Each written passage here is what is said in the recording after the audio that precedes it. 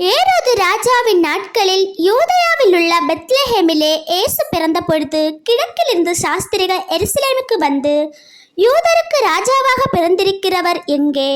கிழக்கிலே அவருடைய நட்சத்திரத்தை கண்டு அவரை பணிந்து கொள்ள வந்தோம் என்றார்கள். ஏரோது ராஜா அதை கேட்டபொழுது அவனும் அவனோடு கூட எருசலேம் நகரத்தார் அனைவரும் கலங்கினார்கள். அவன் பிரதான ஆசிரியர் ஜனத்தின் வேதபாரகர் எல்லாரையும் கூடிவரச் செய்து, கிறிஸ்துவானவர் எங்கே பிறப்பார் என்று அவர்களிடத்தில் விசாரித்தான். அதற்கு அவர்கள், யூதேயாவில் உள்ள பெத்லஹேமிலே பிறப்பார்.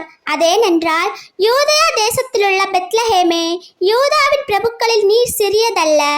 என் ஜனமாகிய இஸ்ரவேலை ஆளும் பிரபு உன்னிடத்தில் இருந்து புறப்பட்டு வருவார் என்று தீர்க்கதரிசியினால் எழுதப்பட்டிருக்கிறது என்றார்கள்.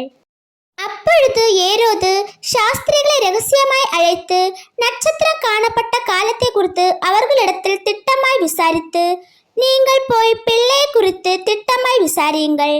நீங்கள் அதை கண்ட பின்பு நானும் வந்து அதை பணிந்து கொள்ளும்படி எனக்கு அறிவியுங்கள் என்று சொல்லி அவர்களை பெத்லஹேமுக்கு அனுப்பினான்.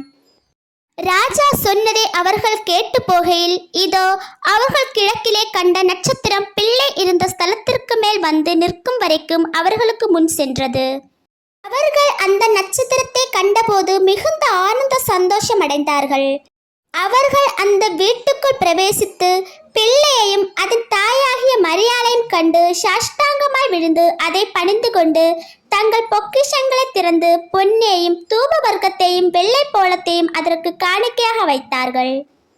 பின்பு அவர்கள் ஏரோதினிடத்திற்கு திரும்பி போக வேண்டாம் என்று சொப்பனத்தில் தேவனால் எச்சரிக்கப்பட்டு வேறு வழியாய் தங்கள் தேசத்திற்கு திரும்பி போனார்கள்.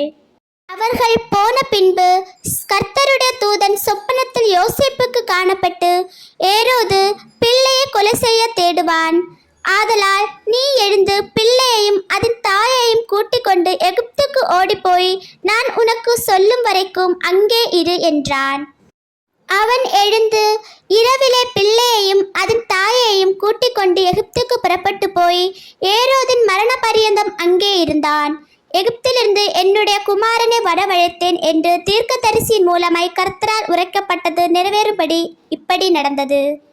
அப்பொழுது ஏரோது தான் சாஸ்திரிகளால் வஞ்சிக்கப்பட்டதை கண்டு மிகுந்த கோபம் அடைந்து ஆட்களை அனுப்பி தான் சாஸ்திரிகளிடத்தில் திட்டமாய் விசாரித்த காலத்தின்படியே பெத்லஹேமிலும் அதன் சகல எல்லைகளிலும் இருந்த 2 வயதுக்குட்பட்ட எல்லா ஆண் பிள்ளைகளையும் கொலை செய்தான். புலம்பலும் அழுகை மிகுந்த துக்கம் கொண்டாடலுமாகிய கூக்குரல் ராமாவிலே கேட்கப்பட்டது. ராகேல் தன் பிள்ளைகளுக்காக அழுது அவைகள் இல்லாதபடியால் ஆறுதலடையாதிருக்கிறாள் என்று எரேமியா தீர்க்கதரிசியினால் உரைக்கப்பட்டது அப்பொழுது நிறைவேறிற்று. ஏரோது இறந்த பின்பு கர்த்தருடைய தூதன் எகிப்திலே யோசேப்புக்கு சொப்பனத்தில் காணப்பட்டு, நீ எழுந்து பிள்ளையையும் அதன் தாயையும் கூட்டிக் கொண்டு இஸ்ரவேல் தேசத்துக்கு போ, பிள்ளையின் பிராணனை வாங்க தேடினவர்கள் இறந்து போனார்கள் என்றான். அவன் எழுந்து பிள்ளையையும் அதன் தாயையும் கூட்டிக் கொண்டு இஸ்ரவேல் தேசத்துக்கு வந்தான். ஆகிலும் அர்கலாயு தன் தகப்பனாகிய ஏரோதின் பட்டத்துக்கு வந்து யூதேயாவில் அரசாளுகிறான் என்று கேள்விப்பட்டு அங்கே போக பயந்தான்.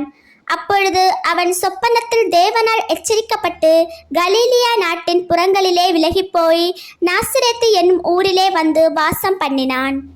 நசரேயன் எனப்படுவார் என்று தீர்க்கதரிசிகளால் உரைக்கப்பட்டது நிறைவேறும்படி இப்படி நடந்தது. ஆமென்.